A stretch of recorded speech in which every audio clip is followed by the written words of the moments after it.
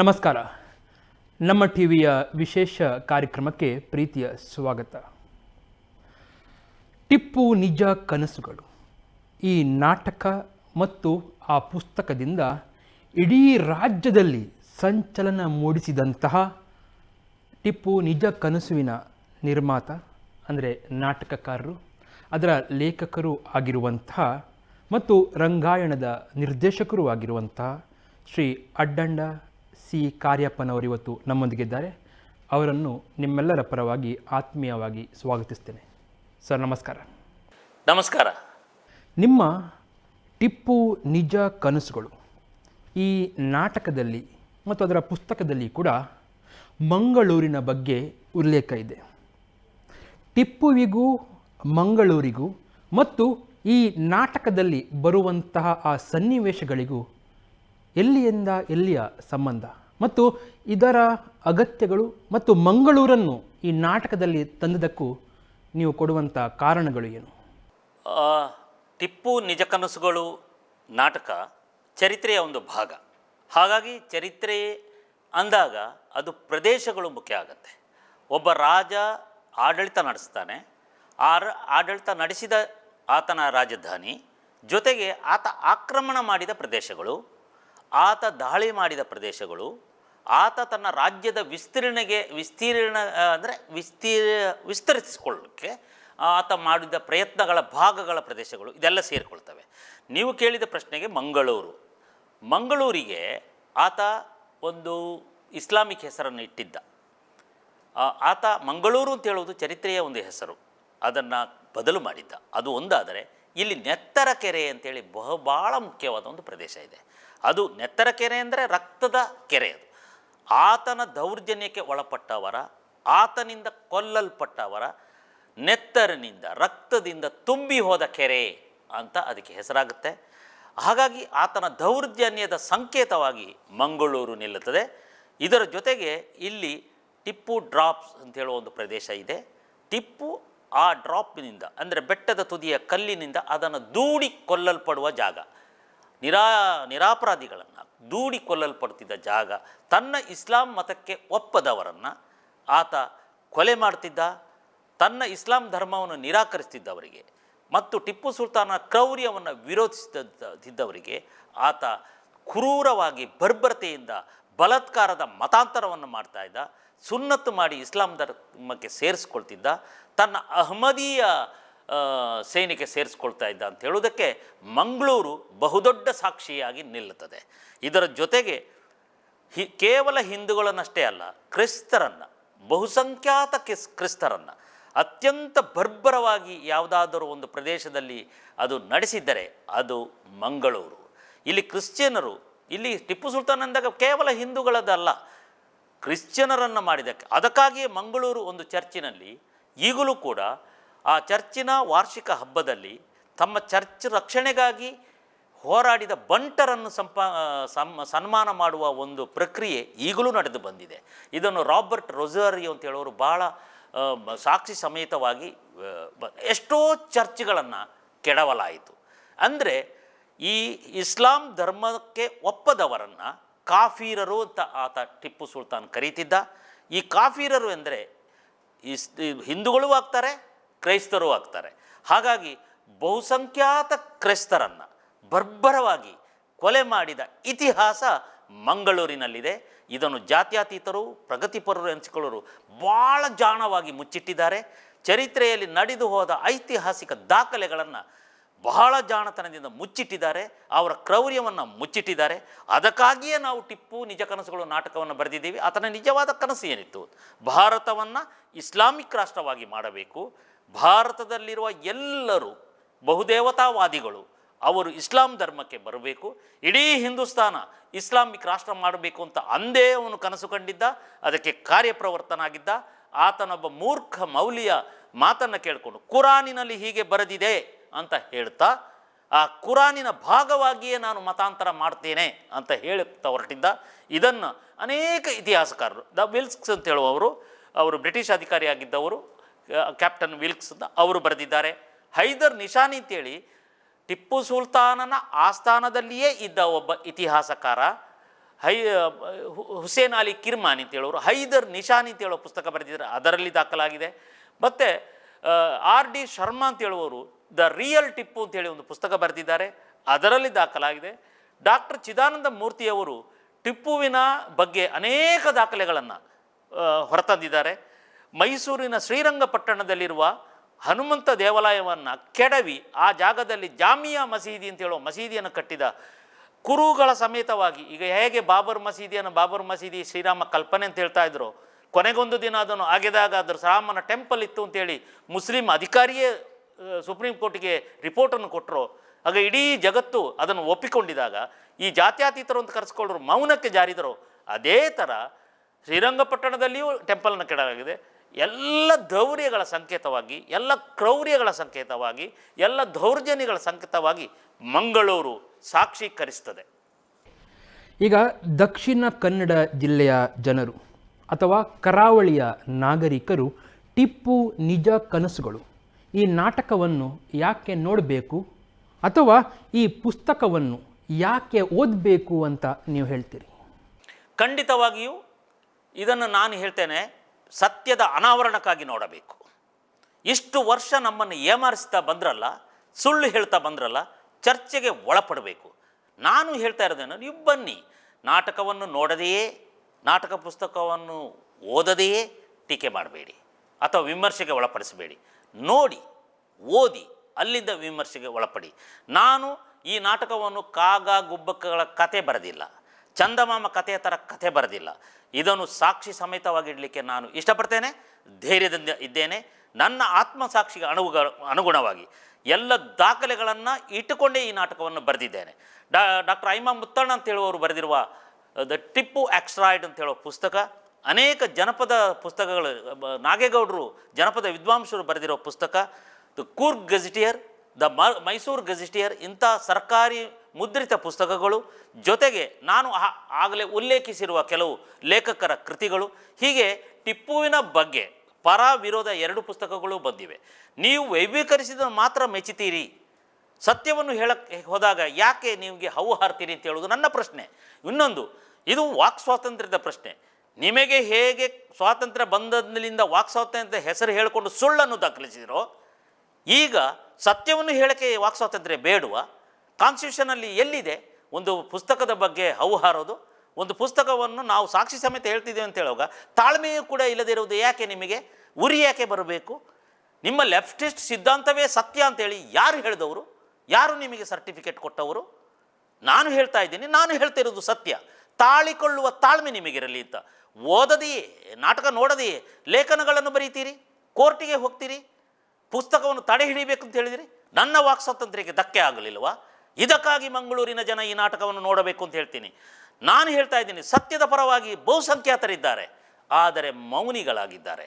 ಸುಳ್ಳಿನ ಪರವಾಗಿ ಕೆಲವು ಬೆರಳೆಣಿಕೆ, ಆದರೆ ಅವರ ಬಾಯಿ ದೊಡ್ಡದು, ಹವು ಹಾರ್ತಾರೆ, ಕಿರ್ಚಿಕೊಳ್ತಾರೆ. ಬಹುಸಂಖ್ಯಾತರು ಸುಮ್ಮನಿರ್ತಾರೆ, ಈ ಅಲ್ಪಮತಿಗಳು ಕಿರ್ಚಿಕೊಳ್ತಾರೆ. ಈ ಕಿರ್ಚಿಕೊಳ್ಳುವುದೇ ನಾಳೆ ಸತ್ಯ ಆಗಬಾರ್ದಲ್ವಾ? ಮೌನಿಗಳದು ಅಸತ್ಯ ಆಗಬಾರ್ದಲ್ವಾ? ನೀವು ಮೌನವಾಗಿದ್ದಷ್ಟು ಸತ್ಯ ಮುಚ್ಚಿ ಹೋಗುತ್ತದೆ. ನಾವು ಧ್ವನಿ ಎತ್ತಬೇಕು ಅಂತ ಹೇಳ್ತಾ ಇದ್ದೀನಿ. ನಾನು ಧ್ವನಿ ಎತ್ತಿದ್ದೀನಿ, ಬನ್ನಿ, ನಾಟಕ ನೋಡಿ. ಸುಳ್ಳಿದ್ದರೆ ಆಗಲೇ ಪ್ರಶ್ನೆ ಮಾಡಿ. ಸಾಕ್ಷಿ ಸಮೇತ ಹೇಳ್ತೀನಿ, ಕೊಡವರ ನರಮೇಧ ನಡೆದದ್ದು ಸುಳ್ಳ? ಮೇಲುಕೋಟೆಯ ಅಯ್ಯಂಗಾರ್ ಬ್ರಾಹ್ಮಣ ಮಂಡ್ಯ 700 ಜನರನ್ನು ಹತ್ಯೆ ಮಾಡಿ ಈಗಲೂ ಅಲ್ಲಿ ದೀಪಾವಳಿ ಆಚರಿಸ್ತಾ ಇಲ್ಲ, ನರಕ ಚತುರ್ದಶಿ ಆಚರಿಸ್ತಾ ಇಲ್ಲ, ಇದು ಸುಳ್ಳ? ಇಲ್ಲಿನ ಮಂಗಳೂರಿನ ಕ್ರಿಶ್ಚಿಯನ್ಸರನ್ನು ಮತಾಂತರಗೊಳಿಸಿ ಅಹಮದಿಯ ಸೇನೆಗೆ ಸೇರಿಸಿದ್ದು, ಅವರ ಚರ್ಚ್ಗಳನ್ನು ಧ್ವಂಸ ಮಾಡಿದ್ದು ಸುಳ್ಳ? ಇಲ್ಲಿ ನೆತ್ತರ ಕೆರೆ ಇರುವುದು ಸುಳ್ಳ? ಟಿಪ್ಪು ಡ್ರಾಪ್ಸ್ ಇರುವುದು ಸುಳ್ಳ? ಮಂಗಳೂರಿಗೆ ಬೇರೆ ಎಂಥದೋ ಒಂದು ಬಾದ್ ಅಂತೇಳಿ ಹೆಸರಿಟ್ಟದು ಸುಳ್ಳ? ಹೇಳಿ, ಇದನ್ನೆಲ್ಲ ಯಾಕೆ ಮುಚ್ಚಿಟ್ರಿ? ಸ್ವಾತಂತ್ರ್ಯ ಬಂದಲ್ಲಿಂದ 6 ಜನ ಮುಸ್ಲಿಂ ವಿದ್ಯಾಮಂತ್ರಿಗಳು ಸೀರಿಯಲ್ ಆಗಿ ನಮ್ಮ ರಾಷ್ಟ್ರಪತಿ ಫಕ್ರುದ್ದೀನ್ ಆಲಿ ಅಹಮದ್ ಸೇರಿಕೊಂಡ ಹಾಗೆ 6 ಜನ ಇದ್ದರು. ಅವರೆಲ್ಲ ಮಾಡಿದ್ದೇನು? ನಮ್ಮ ಯೂನಿವರ್ಸಿಟಿಗಳಲ್ಲಿ, ನಮ್ಮ ಪಠ್ಯಪುಸ್ತಕಗಳಲ್ಲಿ ಸುಳ್ಳನ್ನೇ ತುರುಕಿದರು. Akbar the great, Khilji great, Ghori great, Ghazni great. ಸೋಲಿನ ಕಥೆಯನ್ನು ಹೇಳ್ತೀರಿ ನಮಗೆ? ನಮ್ಮನ್ನು ರಣಹೇಡಿಗಳನ್ನಾಗಿ ಮಾಡಿದ್ದೀರಿ. ಭಾರತದಲ್ಲಿ ನಾವು ಬಹುಸಂಖ್ಯಾತ ಹಿಂದೂಗಳು ರಣಹೇಡಿಗಳೇನು?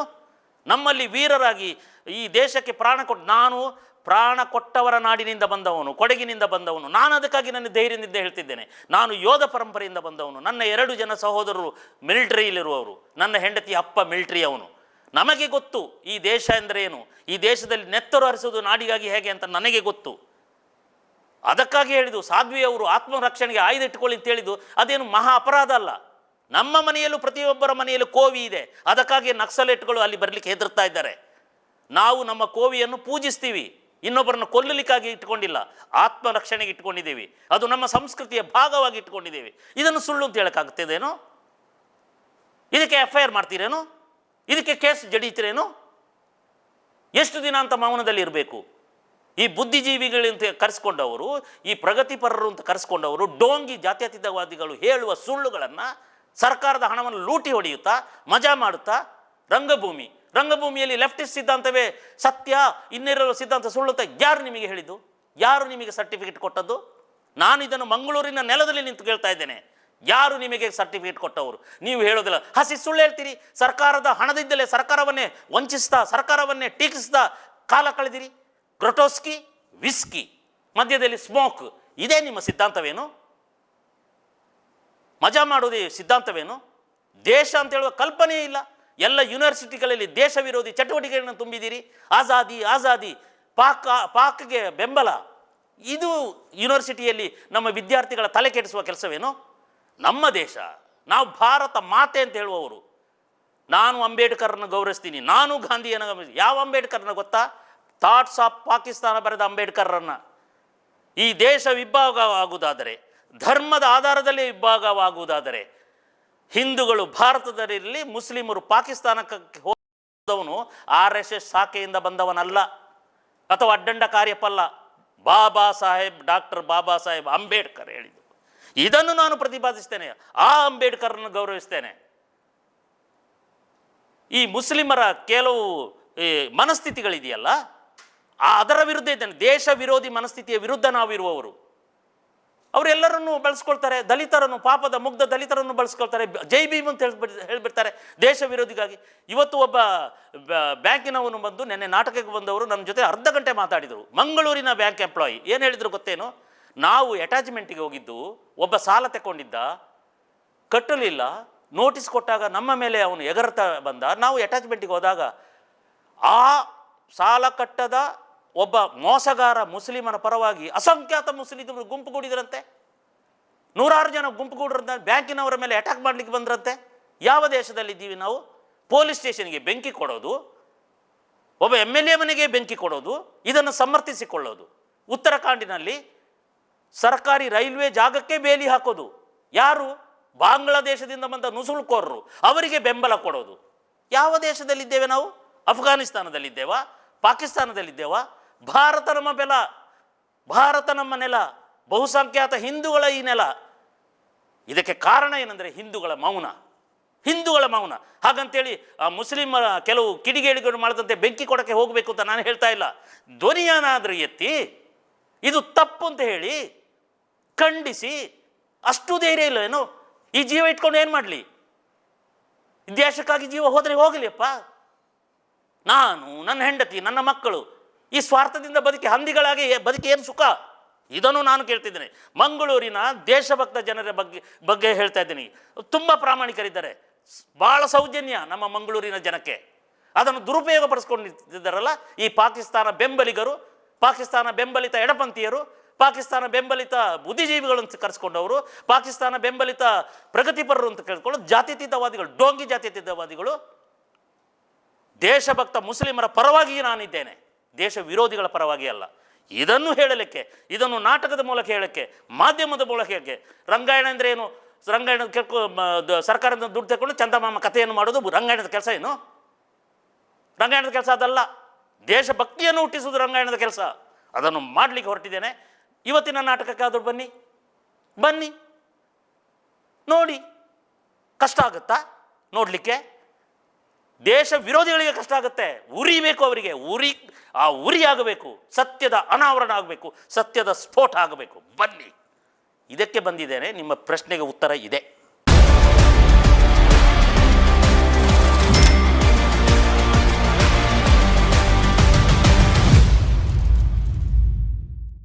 ಟಿಪ್ಪು ನಿಜ ಕನಸುಗಳು ಈ ನಾಟಕದಲ್ಲಿ ಕೊನೆಗೆ ಟಿಪ್ಪು ಸ್ವತಃ ತನ್ನ ಇಸ್ಲಾಂ ಧರ್ಮದಿಂದ ಹಿಂದುತ್ವದ ಕಡೆಗೆ ವಾಲ್ತಾನೆ ಎನ್ನುವಂಥ ಒಂದು ವಿಚಾರವನ್ನು ತಾವು ಹೇಳಿದ್ದೀರಿ.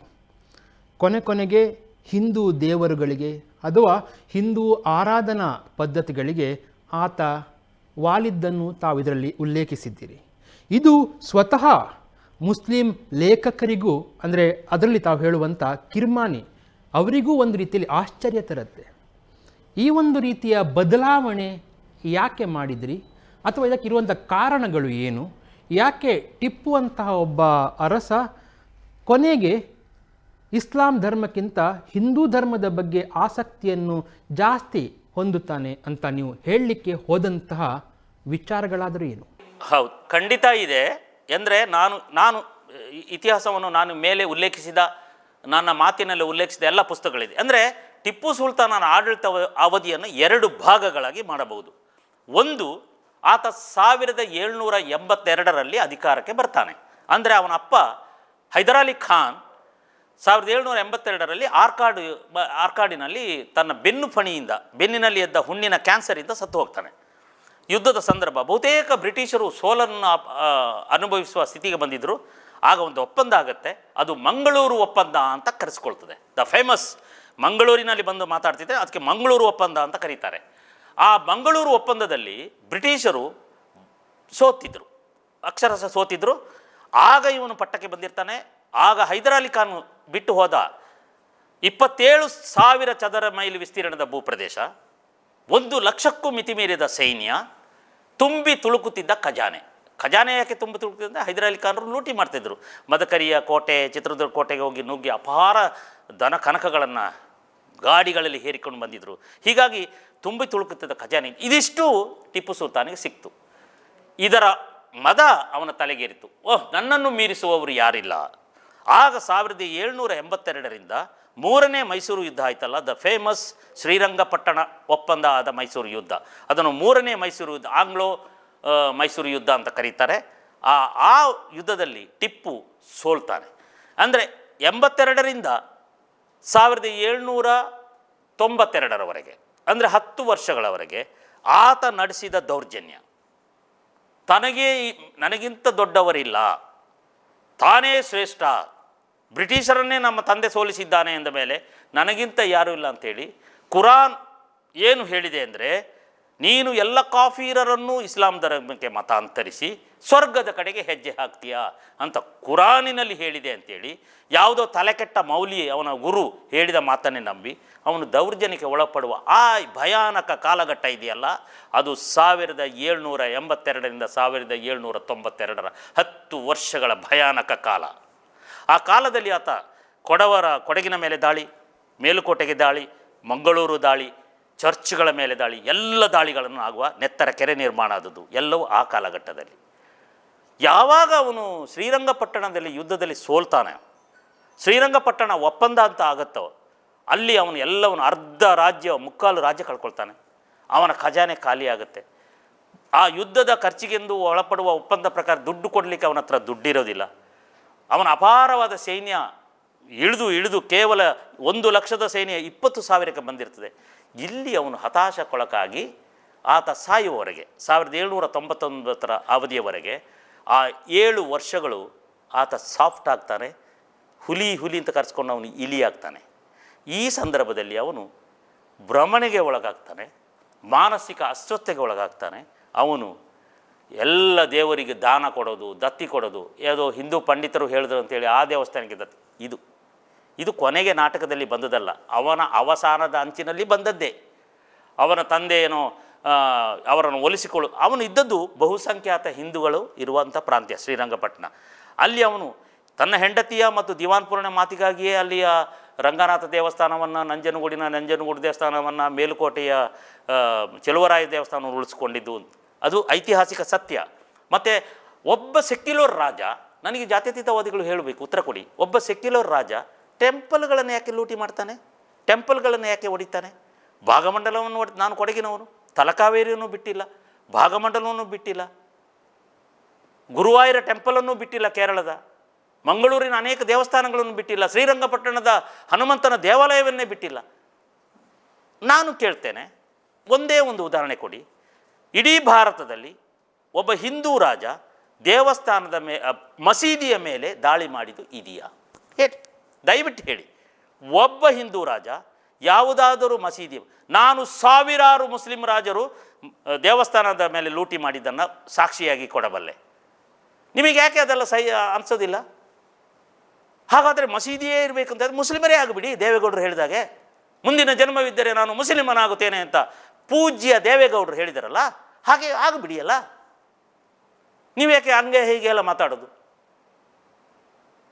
ಇದನ್ನು ನಾನು ಹೇಳ್ತಾ ಇದ್ದೀನಿ. ಯಾಕೆಂದರೆ ಕೊನೆಗೆ ಅಂದರೆ ಆತನ ಕೊನೆಯ ಕಾಲದಲ್ಲಿ ಟಿಪ್ಪು ಸುಲ್ತಾನನ ಪತನದ ಅಂಚಿನಲ್ಲಿ ದೇವಸ್ಥಾನಗಳಿಗೆ ದತ್ತಿ ಕೊಟ್ಟಿದ್ದಿದೆ, ದೇವಸ್ಥಾನಗಳಿಗೆ ದಾನ ಕೊಟ್ಟದಿದೆ. ಇದನ್ನು ಸೆಕ್ಯುಲರ್ ಅಂತ ಹೇಳೋದು. ಆತ ದೇವಸ್ಥಾನಗಳನ್ನು ಕೆಡಬಿದ್ದು ಮರೆತು ಹೋಗುವ ಸಂಗತಿ ಅಲ್ಲ, ಅದು ಮರೆತು ಹೋಗಲಾರದು. ಒಂದು ದೇವಸ್ಥಾನಕ್ಕೆ ದತ್ತಿ ಕೊಟ್ಟ ಯಾವುದೋ ಒಂದು ಉದ್ದೇಶಕ್ಕೆ ಅಂತ ಹೇಳಿ ಈ ದೇವಸ್ಥಾನ ಕೆಡೆಯುವುದನ್ನು ನಾವು ಮರೆಯುವುದಿಲ್ಲ. ಚಿತ್ರದುರ್ಗದ ದಲಿತರ ದೇವಸ್ಥಾನ ಉಚ್ಚಂಗಮ್ಮನ ದೇವಾಲಯ, ಅದನ್ನು ಕೆಡವಿದ್ದಾನೆ, ಅದರ ಗೋಪುರವನ್ನು ಕೆಡವಿದ್ದಾನೆ. ಆ ಉಚ್ಚಂಗಮ್ಮನ ದೇವಾಲಯಗಳದ ಕಲ್ಲುಗಳನ್ನು ತೆಗೆದುಕೊಂಡು ಮಸೀದಿಯ ಮೆಟ್ಟಿಲುಗಳಾಗಿ ನಿರ್ಮಾಣ ಮಾಡಿದ್ದಾರೆ. ಇದು ಹೇಗೆ ಮರೆತು ಹೋಗಲಿಕ್ಕೆ ಸಾಧ್ಯ? ಹೇಳಬೇಕಲ್ವಾ? ಚರಿತ್ರೆ ಯಾವಾಗಲೂ ಭೂಗರ್ಭದಲ್ಲಿ ಅವಿತಿರುವುದಿಲ್ಲ, ಯಾವುದಾದರೂ ಒಂದು ಕಾಲಕ್ಕೆ ಅದು ಸ್ಫೋಟಿಸುತ್ತದೆ. ಈ ಸ್ಫೋಟನೆಯ ಅನಾವರಣವೇ ಸತ್ಯದ ಅನಾವರಣ. ಅದು ಈಗ ಆಗ್ತಾ ಇದೆ. ಟಿಪ್ಪುವಿನ ಪತ್ನಿ ಅಥವಾ ತಂದೆ ತಾಯಿ ಹಿಂದುತ್ವದ ಬಗ್ಗೆ ವಿಚಾರ ಬಂದಾಗ ತಾವು ತಮ್ಮ ಟಿಪ್ಪು ನಿಜ ಕನಸುಗಳು ನಾಟಕದಲ್ಲಿ ಒಂದಿಷ್ಟು ಸಾಫ್ಟಾಗಿ ತೋರಿಸಿದ್ದೀರಿ. ಅದೇ ಟಿಪ್ಪುವಿನ ವಿಚಾರ ಬಂದಾಗ ಎಕ್ಸ್ಟ್ರೀಮ್ ಆಗಿ ಆತ ಕಟ್ಟರ್ ಇಸ್ಲಾಂ ಅನುಯಾಯಿ ಮತ್ತು ಹಿಂದುತ್ವಕ್ಕೆ ಹಿಂದೂಗಳಿಗೆ ವಿರೋಧಿ ಎನ್ನುವ ರೀತಿಯಲ್ಲಿ ಚಿತ್ರೀಕರಿಸಿದಿರಿ. ಇದಕ್ಕೆ ಕಾರಣಗಳು ಏನು?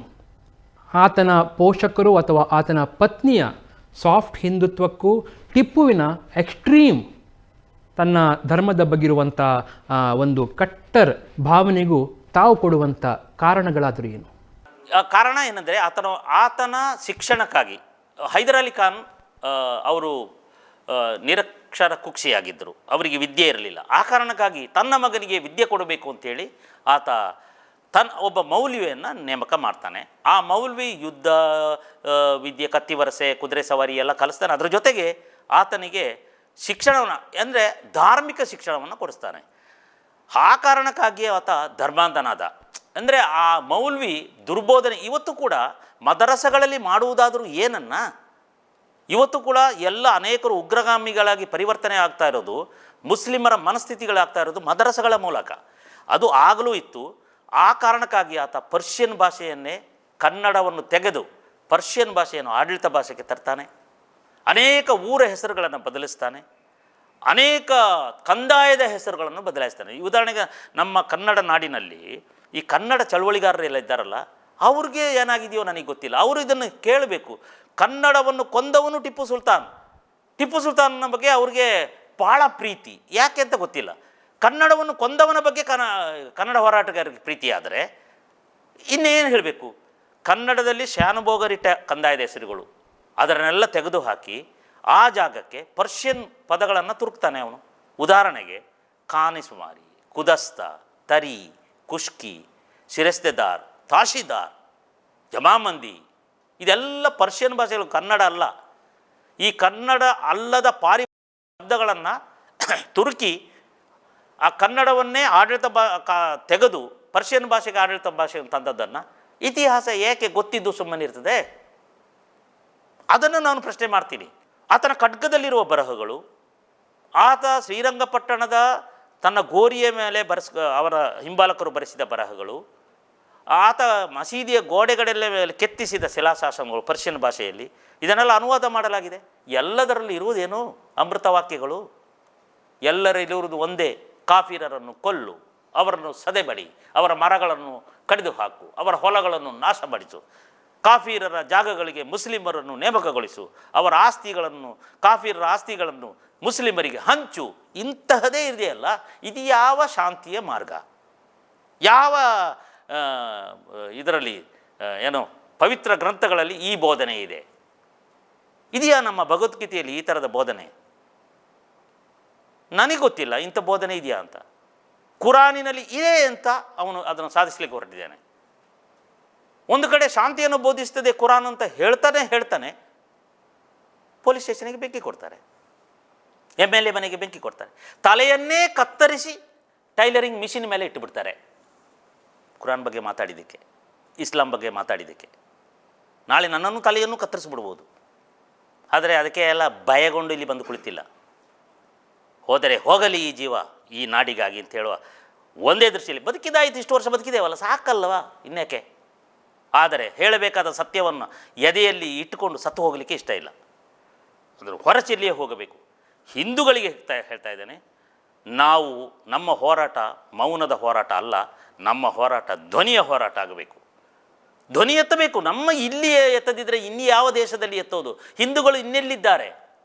ಹಿಂದೂ ಧರ್ಮ ನನ್ನ ತಾಯಿ, ಕೊಡವ ನನ್ನ ಮಾತೃಭಾಷೆ ಆದರೆ ಹಿಂದೂ ಧರ್ಮ ನನ್ನ ತಾಯಿ. ಎಷ್ಟು ಜನಕ್ಕೆ ಈ ಭಾವ ಇದೆಯೋ ಗೊತ್ತಿಲ್ಲ. ಆದರೆ ಭಾವ ಬರಲಿ ಅಲ್ಲ, ಬರಬೇಕಲ್ವಾ? ದೂರದರ್ಶನದಲ್ಲಿ ಸತ್ಯಂ ಶಿವಂ ಸುಂದರ ಅಂತ ಅವರಿಗಾಗಿ ತೆಗೆದು ಹಾಕಲಾಯಿತು. ಒಂದೇ ಮಾತ್ರ ಗೀತೆಯನ್ನು ಅವರಿಗಾಗಿ ಕತ್ತರಿಸಿ ಹಾಕಲಾಯಿತು. ಭಗವದ್ಗೀತೆಯನ್ನು ಯಾವ ಶಾಲೆಗಳಿಗೂ ಕೊಡಬೇಡಿ ಅಂತ ಅವ್ರು ಹೇಳಿದರು. ನಾವು ಹೆದರ್ಕೊಂಡು ಕೊಡ್ತಾ ಇಲ್ಲ. ಯಾವ ದೇಶದಲ್ಲಿದೆ? ಅಫ್ಘಾನಿಸ್ತಾನದಲ್ಲಿದ್ದೇವೆ ನಾವು ಅಥವಾ ಪಾಕಿಸ್ತಾನದಲ್ಲಿದ್ದೇವೆ? ಏನು ಕತೆ ಇದು? ಮುಂದೊಂದು ದಿನ ಏನಾಗ್ಬೋದು? ನಮ್ಮ ನಾಟಕಕ್ಕೆ ಸಾವಿರಾರು ಪೊಲೀಸರು ಯಾಕೆ ನಿಲ್ತಿರ್ತಾರೆ? ಯಾಕೆ ನಿಲ್ಲಬೇಕು? ನಾವು ಮಾಡೋದು ನಾಟಕ ಆಫ್ಟರ್ ಆಲ್. ಆ ಗೇಟು ಬಂದು ಈ ಕಡೆ ಗೇಟು ಬಂದು ಒಳಗೆ ಜನಕ್ಕೆ ಬರೋಕ್ಕೆ ಆಗಲ್ಲ. ಈ ಥರ ಅಲ್ಲ ಮಾಡು. ಏನಾಗಿದೆ ಇದೆ? ಟಿಪ್ಪು ಸುಲ್ತಾನ್ ನಾಟಕ ಇದೇ ಫಸ್ಟ್ ಏನು? ಅದನ್ನು ವೈಭವೀಕರಿಸಿದಾಗ ಮಾಡ್ಬೋದಾ? ನಾನು ಟಿಪ್ಪನ್ನು ಹೊಗಳಿ ಮಾಡಿದರೆ ಯಾವ ಪೊಲೀಸರು ಇರೋದಿಲ್ಲ. ಅದೇಕೆ? ಅವನು ಚರಿತ್ರೆಯ ಪುರುಷ. ಈಗ ಬುದ್ಧಿಜೀವಿಗಳ ಮಾವನೂ ಅಲ್ಲ, ಅವರ ಭಾವನೂ ಅಲ್ಲ. ಅವರ್ಯಾಕೆ ಉರಿಯಾಗಿ ಆಡಬೇಕು? ಅಥವಾ ಟಿಪ್ಪು ಸುಲ್ತಾನ್ ಅಂದರೆ ಮುಸ್ಲಿಮರೇ ಯಾಕೆ ಎಲ್ಲ ಅವರಿಗೇನು ಬರೆದು ಕೊಟ್ಟಿದ್ದೇವೆ ಮುಸ್ಲಿಮರ ನಾಯಕ ಅಂತ? ನನಗೆ ಅರ್ಥ ಆಗೋದಿಲ್ಲ ಇದೆಲ್ಲ. ನಮ್ಮ ಸೀತೆಯನ್ನು ಬೆತ್ತಲೆ ಬಿಡಿಸ್ಬೋದು, ನಮ್ಮ ದ್ರೌಪದಿಯನ್ನು ವಿಕಾರವಾಗಿ ಚಿತ್ರಿಸ್ಬೋದು ನಾಟಕದಲ್ಲಿ, ನಮ್ಮ ರಾಮನನ್ನು ಕೃಷ್ಣನನ್ನು ಏನು ಬೇಕಾದರೂ ಮಾಡ್ಬೋದು. ಯಾಕೆ ಮೌನವಾಗಿರ್ತೀವಿ ನಾವು ಹಿಂದೂಗಳು?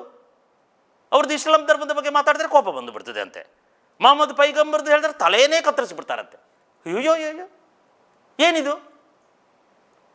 ಅವರಿಗಾಗಿ ಎಲ್ಲ ಪೊಲೀಸರು, ಆಗ ನಮಗೆ ಪೊಲೀಸರೇ ಇಲ್ಲ.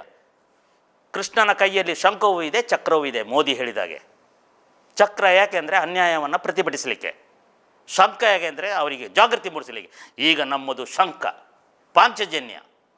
ಬನ್ನಿ ಟಿಪ್ಪು ನಿಜ ಕನಸುಗಳು ನಾಟಕ ನೋಡಲಿಕ್ಕೆ. ಮೈಸೂರಿನ ರಾಜಮಾತೆ ರಾಣಿ ಲಕ್ಷ್ಮೀ ಅಮ್ಮಣ್ಣಿಯವರು ಬ್ರಿಟಿಷರೊಂದಿಗೆ ಸೇರಿಕೊಂಡು ಟಿಪ್ಪುವನ್ನು ಸೋಲಿಸಲಿಕ್ಕೆ ಪ್ರಯತ್ನ ಮಾಡ್ತಾರೆ ಮತ್ತು ಜಯಶಾಲಿ ಕೂಡ ಆಗ್ತಾರೆ ಎನ್ನುವಂಥ ಒಂದು ವಿಚಾರ ನಿಮ್ಮ ನಾಟಕದಲ್ಲಿ ಇದೆ. ಇದು ಹೇಗೆ? ಇದರ ಅರ್ಥ ಏನು?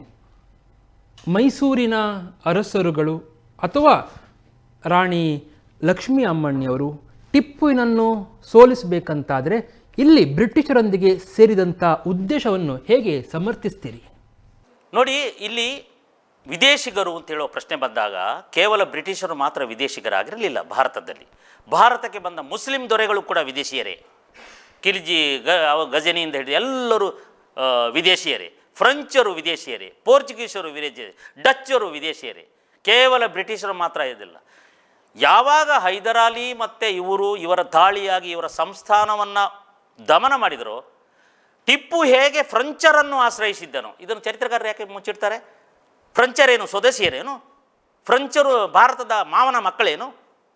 ಇದೇ ಫ್ರೆಂಚರನ್ನು ಟಿಪ್ಪು ಸುಲ್ತಾನ್ ಆಶ್ರಯಿಸಲಿಲ್ವಾ? ಅದೇ ಥರ ಲಕ್ಷ್ಮೀ ಅಮ್ಮಣ್ಣಿ ಬ್ರಿಟಿಷರನ್ನು ಆಶ್ರಯಿಸಿದ್ದಾರೆ. ತಪ್ಪೇನು? ತನ್ನ ಸಂಸ್ಥಾನವನ್ನು ಉಳಿಸ್ಕೊಳ್ಬೇಕಲ್ವಾ? ಆದರೆ ಲಕ್ಷ್ಮೀ ಅಮ್ಮಣ್ಣಿ ಮಸೀದಿಯನ್ನು ಕೆಡವಲಿಲ್ಲ. ಆದರೆ ಲಕ್ಷ್ಮೀ ಅಮ್ಮಣಿಯವರ ಗಂಡ ದೇವಜ ಅಮ್ಮಣಿಯವರ ಗಂಡ ಯಾವುದೇ ಮುಸ್ಲಿಮರನ್ನು ಹತ್ಯೆ ಮಾಡಲಿಲ್ಲ. ಲಕ್ಷ್ಮೀ ಅಮ್ಮಣಿ ಯಾವುದೇ ಮುಸ್ಲಿಮರನ್ನು ಹಿಂದೂ ಧರ್ಮಕ್ಕೆ ಮತಾಂತರ ಮಾಡಲಿಲ್ಲ.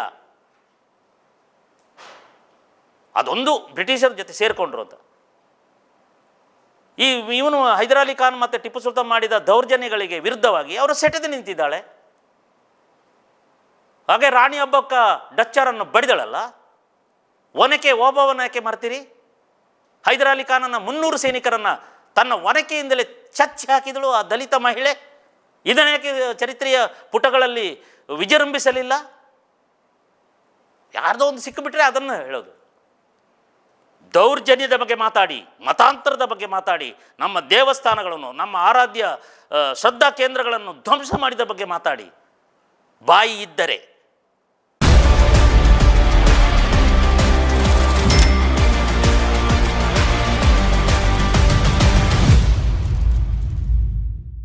ಹೈದರಾಬಾದಿನ ನವಾಬರು ಟಿಪ್ಪುವಿಗೆ ವಿರೋಧಿಯಾಗಿದ್ದರು, ಅವರು ಕೂಡ ಟಿಪ್ಪುವನ್ನು ವಿರೋಧಿಸ್ತಾ ಇದ್ದರು ಅಂಥೇಳಿ ತಾವು ಒಂದು ಕಡೆ ಹೇಳ್ತೀರಿ.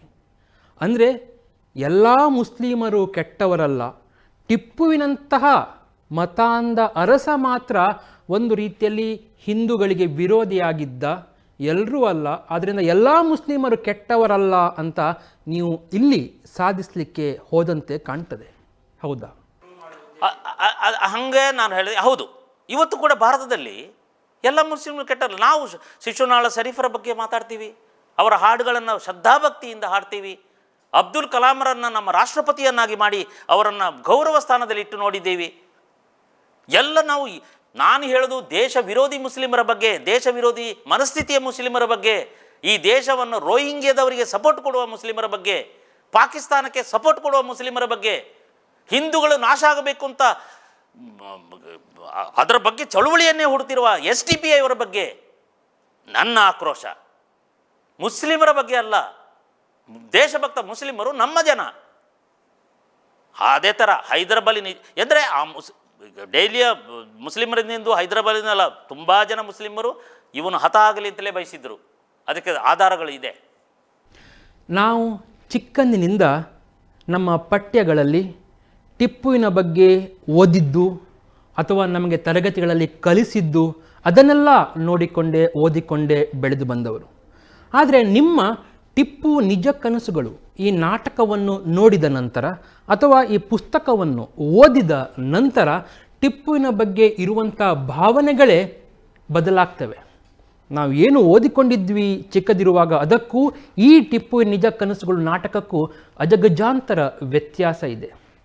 ಬಹುಶಃ ಇಂಥ ಒಂದು ನಾಟಕ ಮಾಡಬೇಕು ಅಂತ ಆದರೆ ಅಥವಾ ಇಂಥ ಒಂದು ಪುಸ್ತಕ ಮಾಡಬೇಕು ಅಂತಾದರೆ ನಿಮಗೆ ಕೂಡ ಸಾಕಷ್ಟು ರೀತಿಯಲ್ಲಿ ಧೈರ್ಯ ಕೂಡ ಇರಬೇಕಿತ್ತು. ಯಾಕಂತ ಹೇಳಿದರೆ ನಿಮಗೆ ಇದರ ನಂತರ ಬಂದಿರುವಂಥ ಜೀವ ಬೆದರಿಕೆಗಳ ಒಂದು ವಿಚಾರಗಳನ್ನು ಗಮನಿಸುವಾಗ ಬಹುಶಃ ಅದೆಲ್ಲ ಹೇಗೆ ಸಾಧ್ಯ, ಅಂದರೆ ನಿಮಗೆ ಇದೆಲ್ಲ ಇಂಥ ಧೈರ್ಯ ಬರಲಿಕ್ಕೆ ಏನು ಕಾರಣ, ಮತ್ತು ನಿಮಗೆ ಜೀವ ಬೆದರಿಕೆ ಬರುವುದು ಸಾಮಾನ್ಯ ಅಂತ ಮೊದಲೇ ಅನಿಸ್ತಾ ಇತ್ತ?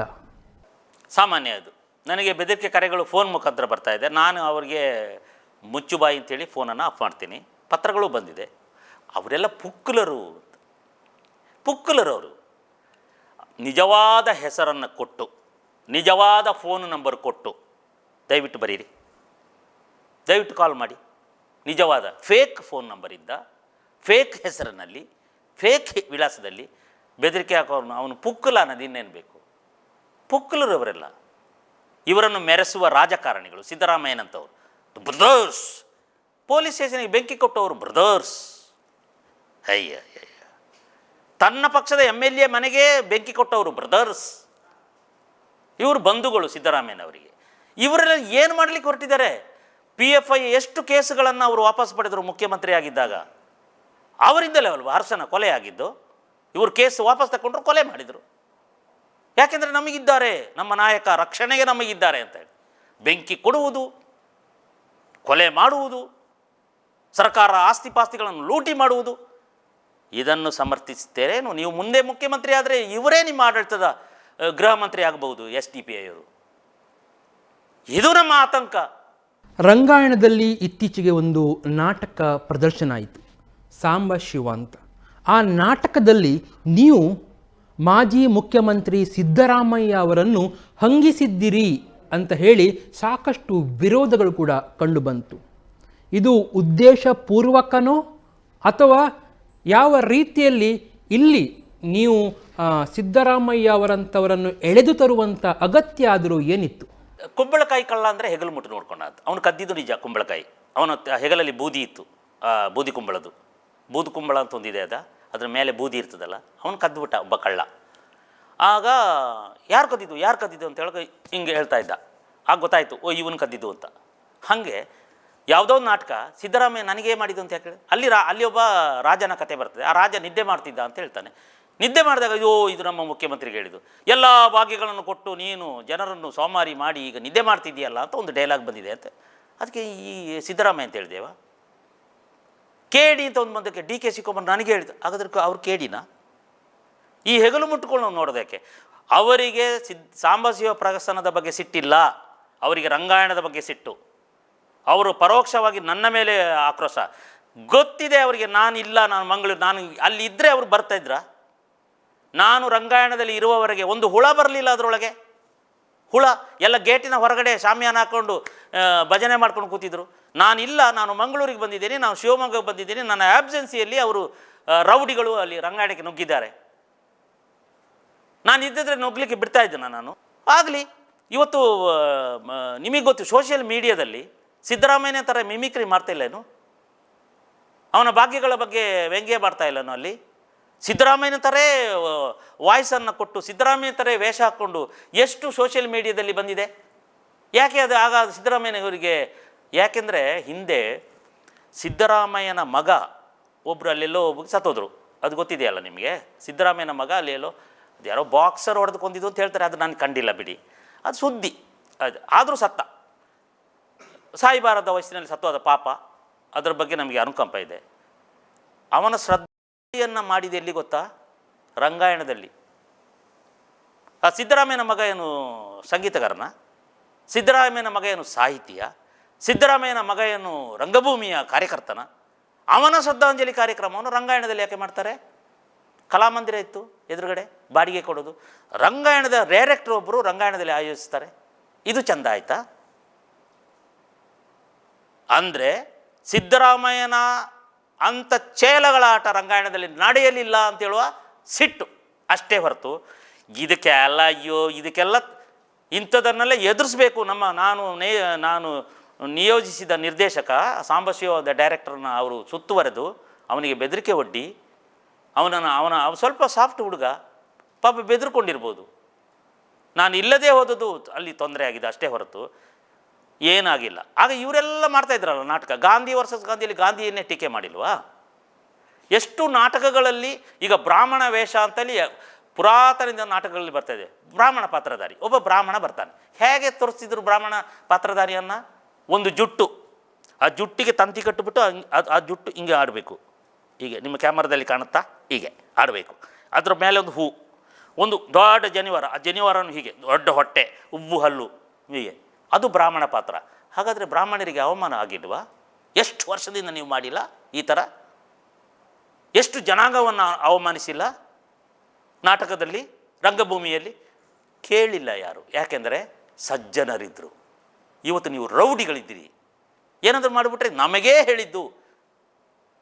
ನೀವು SR ಬೊಮ್ಮಾಯಿಯನ್ನು ಬೊಮ್ಮಾಯಿ ಅಂತ ಪೋಸ್ಟರ್ ಅಂಟಿಸಿಲ್ವಾ? ಅಲ್ಲೆಲ್ಲ ಪೋಸ್ಟರ್ ಅಂಟಿಸಿಲ್ಲ. ಆಗ ಅವ್ರಿಗೆ ಅವಮಾನ ಆಗಿಲ್ವಾ? ಆಗಿಲ್ಲ ಅವಮಾನ. ಒಬ್ಬ ಮುಖ್ಯಮಂತ್ರಿದು ಮುಖ್ಯಮಂತ್ರಿ ಇದ್ದ ಪೋಸ್ಟರ್ ಮಾಡಿ ಗೋಡೆಗಳೆಲ್ಲ ಅಂಟಿಸಿದ್ರಿ. ಅದು ಚಂದ, ಅದು ಸತ್ಯ. ದೇಶಕ್ಕಾಗಿ ಮಾಡಿದ್ರು ನಿಮ್ಮ ಕೆಲಸ. ಸಹಿಸ್ಕೊಳ್ಳಿ. ಅವ್ರು ಏನೋ ನಾಟಕ ಮಾಡಿದ್ದಾರೆ, ಟೀಕೆ ಮಾಡಿದರೆ ಆಗಲಿ, ಮಾಧ್ಯಮ ಅದು. ಏನೀಗ?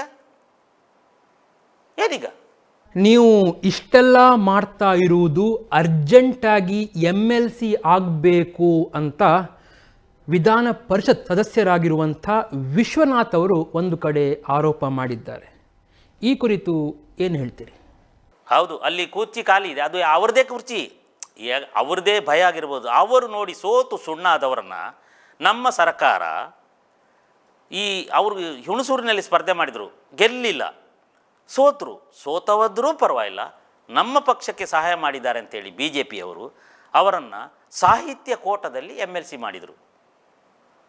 ಅವರಿಗೆ ಈಗ ದುಸ್ವಪ್ನಗಳು ಬೀರ್ತಾ ಇದೆ ಯಾರ್ದು. ಆ ಥರ ನನ್ನ ಅದು ದುಸ್ವಪ್ನ ಬಿದ್ದಿರ್ಬೋದು.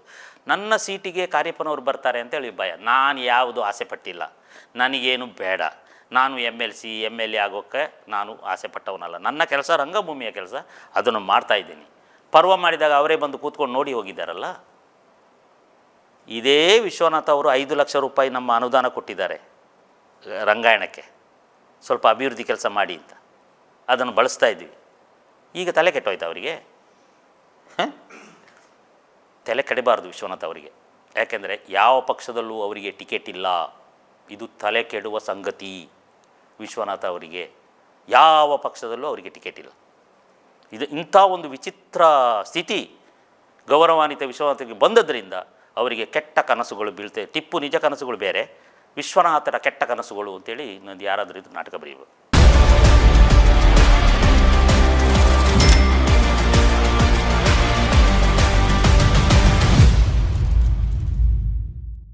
ಒಬ್ಬ ನಾಟಕಕಾರರಾಗಿ ಅಥವಾ ಲೇಖಕರಾಗಿ ನಿಮ್ಮ ಧೈರ್ಯವನ್ನು ಮೆಚ್ಚಲೇಬೇಕು.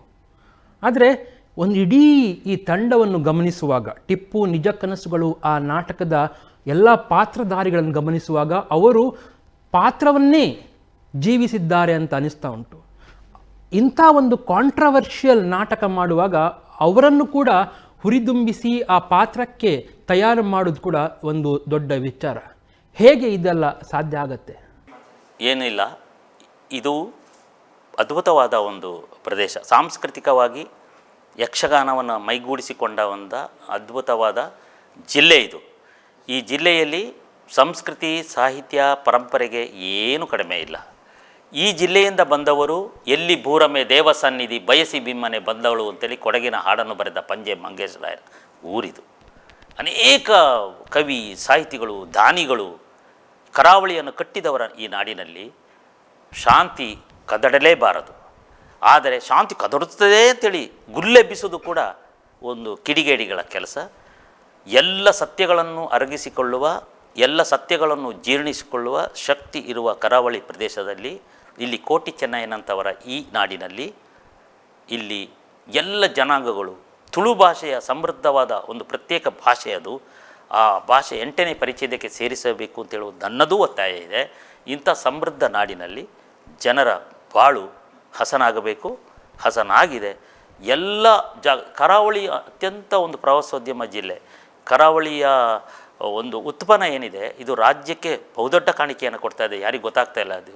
ಇಲ್ಲಿಯ ಬಂದರುಗಳಾಗಿರ್ಬೋದು, ಇಲ್ಲಿಯ ಮೀನುಗಾರಿಕೆ ಆಗಿರ್ಬೋದು, ಇಲ್ಲಿಯ ಬೆಳೆಗಳಾಗಿರ್ಬೋದು, ಇಲ್ಲಿಯ ಯಕ್ಷಗಾನವನ್ನು ವಿಶ್ವಕ್ಕೆ ಕೊಟ್ಟ ದೊಡ್ಡ ಜಿಲ್ಲೆ ಇದು. ಇಂಥ ಜಿಲ್ಲೆಗೆ ನಾವು ಬಂದಿರೋದಕ್ಕೆ ನಮಗೆಷ್ಟು ಆನಂದ ಆಗಿದೆ ಗೊತ್ತಾ.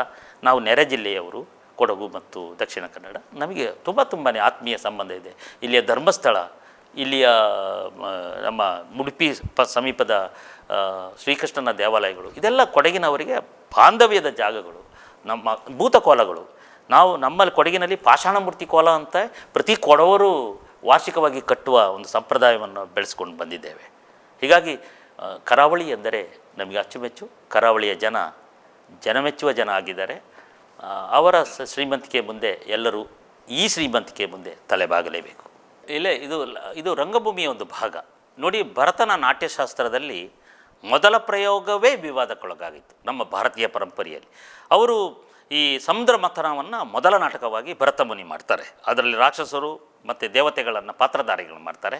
ಅಲ್ಲಿ ನಮಗೆ ಅನ್ಯಾಯ ತೋರಿಸಲಾಗಿದೆ ಕಥೆಯಲ್ಲಿ ಅಂತೇಳಿ ರಾಕ್ಷಸರು ಇಡೀ ರಂಗಮಂಟಪವನ್ನು ಧ್ವಂಸ ಮಾಡಿ. ಅಂದರೆ ನಮ್ಮ ಭಾರತೀಯ ರಂಗಭೂಮಿಯಲ್ಲಿ ಇಂಥದ್ದೆಲ್ಲ ಇದ್ದದ್ದೇ. ಆದ್ದರಿಂದ ನಮ್ಮ ಪುರಾಣದಲ್ಲಿ ಕಥೆಯಲ್ಲೂ ಕೂಡ ಮೊದಲ ರಂಗಭೂಮಿಯೇ ಪ್ರತಿಭಟನೆಯ ಇದರಲ್ಲಿ ಬಂದಿದೆ. ಹಾಗಾಗಿ ಆದರೆ ರಾಕ್ಷಸರು ದುರುಳರು ಇದ್ದೇ ಇರ್ತಾರೆ ಅಂತ ದೇವತೆಗಳಿಗೆ ಭಂಗ ತಂದಿದ್ದು. ಹಾಗಾಗಿ ನಮ್ಮ ಕಲಾವಿದರಿಗೆ ಮಾನಸಿಕವಾಗಿ ನಾವು ಸಿದ್ಧಗೊಳಿಸಿದ್ದೇವೆ. ಎಲ್ಲ ಪಾತ್ರಧಾರಿಗಳು ನಾವು ಮಾಡುತ್ತಿರುವ ಕೈಂಕರ್ಯ ಒಂದು ಸತ್ಯದ ಅನಾವರಣ ಅಂತೇಳಿ ಅವರ ತಲೆಗೆ ಬಂದಿದೆ. ಮತ್ತು ಹಾಗಾಗಿ ನಾನು ಅವರ ರಕ್ಷಕನಾಗಿ ಮುಂದೆ ಇದ್ದೇನೆ. ಇಲ್ಲಿ ಯಾವ ಕಲಾವಿದರದ್ದು ನನ್ನ ಕಲ್ಪನೆಯ ಮೂಸೆಯಲ್ಲಿ ಆ ಕಲಾವಿದರು ನಟನೆ ಮಾಡ್ತಾ ಇದ್ದಾರೆ. ಸರ್ಕಾರದ ಭಾಗವಾಗಿ ಅವರಿದ್ದಾರೆ. ಇಲ್ಲಿ ಕಲಾವಿದರು ಮಾತ್ರ, ಇಲ್ಲಿ ಸರ್ಕಾರದ ಪ್ರಶ್ನೆಯೇ ಕೂಡ. ನಾನು ಕನ್ನಡ ಸಂಸ್ಕೃತಿ ಇಲಾಖೆಯ ಭಾಗ. ಆ ಸಂಸ್ಕೃತಿ ಇಲಾಖೆಯ ಸಚಿವರು, ನಮ್ಮ ಸರ್ಕಾರ, ನಮ್ಮ ಮುಖ್ಯಮಂತ್ರಿಗಳು ಮತ್ತು ನಮ್ಮ ರಂಗಾಯಣದ ಆಡಳಿತಾಧಿಕಾರಿ ಎಲ್ಲರೂ ಕೂಡ ಒಂದು ಟೀಮ್ ಆಗಿ ನಾವು ಕೆಲಸ ಮಾಡ್ತಾ ಇದ್ದೇವೆ.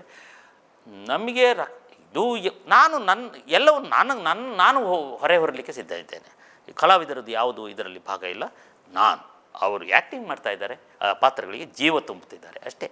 ಈಗ ಈ ನಾಟಕದ ಬಗ್ಗೆ ಹೇಳುವಾಗ, ನೀವು ಮಂಗಳೂರಿಗೆ ಈ ಪ್ರದರ್ಶನ ಕೊಡುವಾಗ ಮಂಗಳೂರಿನ ಬಗ್ಗೆ ಇರುವಂಥ ಒಂದು ವಿಚಾರಗಳನ್ನೇ ಒಂದಿಷ್ಟು ವೈಭವೀಕರಿಸುವಂಥ ಸಾಧ್ಯತೆ ಉಂಟು. ಹಾಗೆ ಬೇರೆ ಬೇರೆ ಪ್ರದೇಶಗಳಿಗೆ ಹೋದಾಗ ಅಲ್ಲಿನ ವಿಚಾರಗಳು ಅಥವಾ ಅಲ್ಲಿನ ಸಂಸ್ಕೃತಿಯನ್ನು ಇದರಲ್ಲಿ ತರುವಂಥ ಅಥವಾ ವೈಭವೀಕರಿಸುವಂಥ ಪ್ರಯತ್ನ ಏನಾದರೂ ಆಗುತ್ತಾ? ಇಲ್ಲ ಆ ಥರ ನಾವು ಉತ್ಪ್ರೇಕ್ಷೆಯನ್ನು ಮಾಡಲಿಕ್ಕೆ ಹೋಗಲ್ಲ. ಚರಿತ್ರೆ ಭಾಗ. ಈಗ ಹಾಗೆ ಕೇಳಿದ್ರೆ ಕ್ರಿಶ್ಚಿಯನ್ಸ್ರ ನರಮೇಧದ್ದು ಅಥವಾ ಅವರ ಚರ್ಚಿನ ದಾಳಿ ಬಗ್ಗೆ ಅಷ್ಟು ಉಲ್ಲೇಖ ಇಲ್ಲ ಅಂತ ಹೇಳ್ತಾರೆ. ನಮಗೆ ಸಮಸ್ಯೆ ಬಂದಿದ್ದೇ ಸಮಯ.